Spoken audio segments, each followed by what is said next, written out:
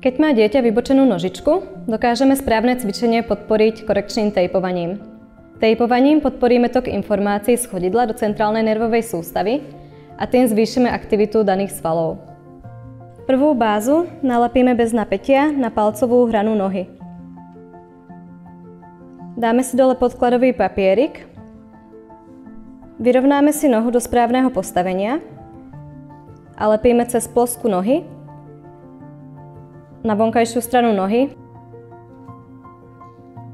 Druhú bázu nalepíme na kožu vedľa prvej bázy a úplne voľne bez napätia ťaháme tejp cez plosku nohy na nárt a na prednú stranu nohy.